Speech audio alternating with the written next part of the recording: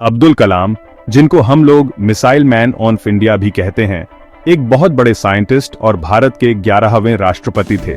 उनका सफर एक साधारण परिवार से शुरू होकर इंडिया के स्पेस और डिफेंस प्रोग्राम्स में एक इम्पोर्टेंट व्यक्ति बनने तक का बहुत ही प्रेरणादायक और मोटिवेशनल है। ये रही उनकी छोटी बायोग्राफी।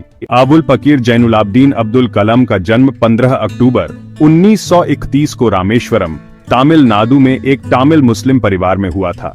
उनके पिता जैनुलाब्दीन एक बोट ओनर थे और उनकी मां आशियम्मा एक होम मेकर थीं। फाइनेंशियल प्रॉब्लम्स होने के बावजूद कलाम एक होशियार और मेहनती छात्र थे। उन्होंने अपनी स्कूली शिक्षा Schwartz higher secondary school, Ramanathapuram से पूरी की और बाद में तिरुचिरापल्ली के सेंट जोसेफ्स कॉलेज गए, जहां से उन्होंने 1954 में फिजिक्स में ग्रेजुएशन किया। उसके बाद उन्होंने मैड्रास इंस्टीट्यूट ऑफ टेक्नोलॉजी से एरोस्पेस इंजीनियरिंग की पढ़ाई की और 1960 में ग्रेजुएट हुए। MIT से ग्रेजुएटिंग करने के बाद doctor Kalam aeronautical development establishment of the defence research and development organisation में एक साइंटिस्ट के रूप में ज्वाइन कर लिए।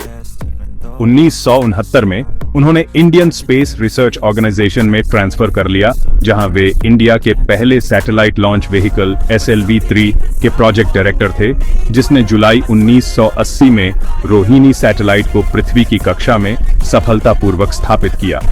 वह 1980 के दशक में DRDO में वापस आ गए और इंडिया की मिसाइल टेक्नोलॉजी को डेवलप करने में महत्वपूर्ण भूमिका निभाई।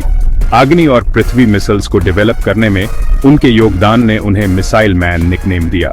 कलाम ने 1998 में इंडिया के पोखरण न्यूक्लियर टेस्ट्स में भी महत्वपूर्ण भूमिका निभाई, जिसने इंडिया को एक न्यूक्लियर आर्म्ड स्टेट के रूप में स्थापित किया।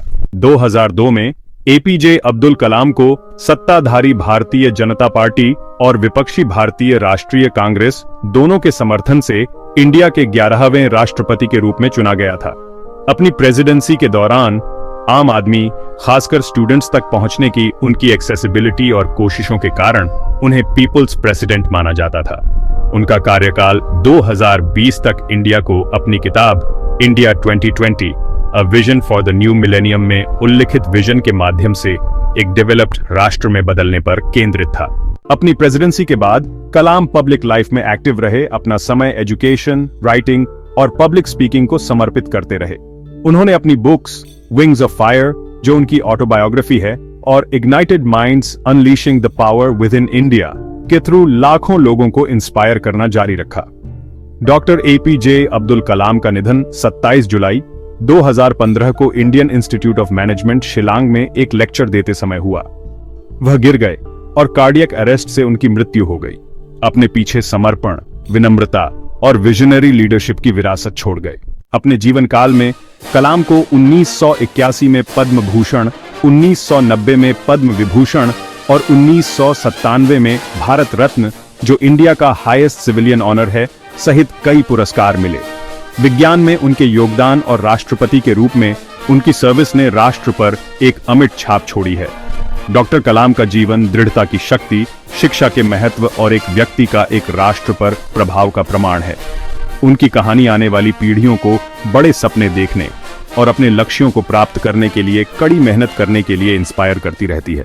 DRDO और ISRO में अपने शुरुआती करियर के दौरान कलाम ने रक्षा और अंतरिक्ष क्षेत्रों में इंडिया की स्वदेशी तकनीकों को इंटीग्रेट करने में महत्वपूर्ण भूमिका निभाई। उन्होंने सैटेलाइट लॉन्च व्हीकल टेक्नोलॉजी और बैलिस्टिक मिसाइल सिस्टम्स के विकास में महत्वपूर्ण योगदान दिया। कलाम इंडिया के न्यूक्लियर वेपन्स प्रोग्राम से जुड़े हुए थे और उन्होंने 1998 में पोखरण न्यूक्लियर टेस्ट्स के दौरान महत्वपूर्ण भूमिका निभाई थी। इस एंडेवर में उनके लीडरशिप ने न्यूक्लियर टेक्नोलॉजी में इंडिया की क्षमताओं को प्रदर्शित किया। कलाम ने India 2020 a vision for the new millennium किताब लिखी, जिसमें उन्होंने वर्ष 2020 तक इंडिया को एक डेवलप्ड राष्ट्र बनने के लिए अपनी एस्पिरेशंस को रेखांकित किया। उनके विजन में आर्थिक विकास, टेक्नोलॉजिकल उन्नति और सामाजिक विकास शामिल था, जिसमें एजुकेशन और इनोवेशन को प्रमुख ड्राइवर्स के रूप में महत्व दिया गया था। Ignited minds.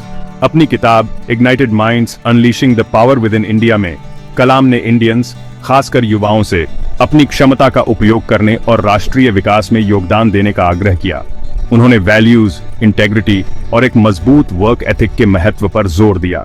2002 से 2007 तक इंडिया के राष्ट्रपति के रूप में कलाम अपने सरल स्वभाव और जीवन के सभी वर्गों के लोगों, विशेषकर स्टूडेंट्स के साथ जुड़ने के अपने प्रयासों के लिए जाने जाते थे। उन्होंने अपनी प्रेसिडेंसी के दौरान यूथ एम्पावरमेंट और एजुकेशन रिफॉर्म्स को प्रोत्साहित किया। अपने पूरे जीवन काल में कलाम एजुकेशन के लिए एक पैशनेट एडवोकेट रहे। उनका मानना था कि एजुकेशन ही इंडिया को एक डेवलप्ड राष्ट्र में बदलने की कुंजी है, और अक्सर सभी के लिए एजुकेशनल रिफॉर्म्स और अवसरों की आवश्यकता के बारे में बात करते थे। अपनी प्रेसिडेंसी के बाद भी कलाम ने अपने भाषणों, राइटिंग्स और स्टूडेंट्स के साथ इंटरैक्शंस के माध्यम से लाखों लोगों को इंस्पायर करना जारी रखा। उन्होंने युवाओं के साथ एंगेज करने और उन्हें अपने सपनों को पूरा करने के लिए प्रोत्साहित करने के लिए पूरे इंडिया में एक्सटेंसिवली यात्रा की। कलाम की पॉपुलैरिटी पॉलिटिकल बाउंड्रीज से परे थी और उनकी इंटेग्रिटी, विनम्रता और राष्ट्र के प्रति समर्पण के लिए उन्हें वाइडली सम्मानित किया जाता था। पद्म भूषण, पद्म विभूषण और भारत रत्न के अलावा कलाम को दुनिया भर के कई विश्वविद्यालयों और संस्थानों से ऑनररी डॉक्टरेट्स प्राप्त हुए। वह विज्ञान और समाज में उनके योगदान के लिए कई इंटरनेशनल अवार्ड्स के प्राप्तकर्ता भी थे। अपनी उपलब्धियों के बावजूद कलाम ने जीवन भर एक साधारण और सादा जीवन व्यतीत किया। वह अपनी विनम्रता और एक्सेसिबिलिटी के लिए जाने जाते थे। अपने वैज्ञानिक कार्यों के अलावा कलाम को साहित्य में गहरी रुचि थी और उन्होंने तमिल में कविताएं लिखीं। उनका मानना था कि साहित्य में इंस्पायर और शिक्षित करने की शक्ति होती है। डॉक्टर एपीजे अब्दुल कलाम का जीवन और कार्य विश्व स्तर पर लोगों को, विशेषकर विज्ञान, टेक्नोलॉजी, एजुकेशन और राष्ट्रीय विकास में रुचि रखने वालों को इंस्पायर करता रहता है। उनकी विरासत भविष्य की पीढ़ियों के लिए एक गाइडिंग लाइट बनी हुई है जो समाज पर सकारात्मक प्रभाव डालना चाहते हैं।